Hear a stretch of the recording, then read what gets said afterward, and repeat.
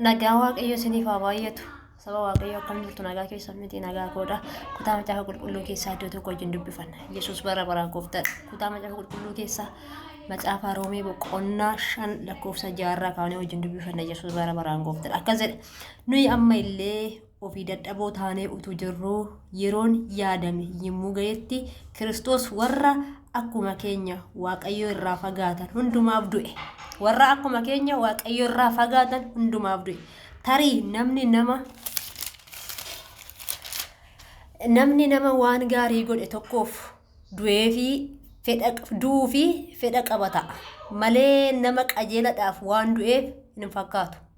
Waaqayyo garuu utuma nuyi cubbamoota taanee jirru Kiristoos nuuf du'uu isaatiin amma bakka nuyi jaalate in agarsiisa.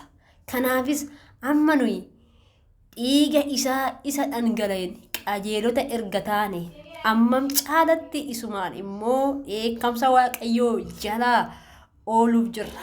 Nuyi amma illee diinota utuma jirruu du'a ilma isaatiin Waaqayyotti erga araaramne amma immoo nuyi warri isatti araaramne jireenya isaatiin ammam caalatti ooluuf jirra.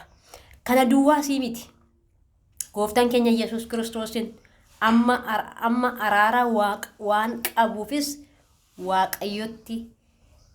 Waaqayyotti gammaduu keenya hin hirmaanna malee jedha. Galanni guddaan Yesuus Kiristoosidhaaf odoo nuti cubbamoo taanee jiru, odoo nuti yakkamoo taanee jirru, odoo nuti diina Waaqayyoo taanee jirru, Waaqayyo gooftaan jaalala isaa isa guddaa nutti agarsiise nuuf du'e jechuudha. Galanni guddaan Yesuus Kiristoosidhaaf haa ta'u.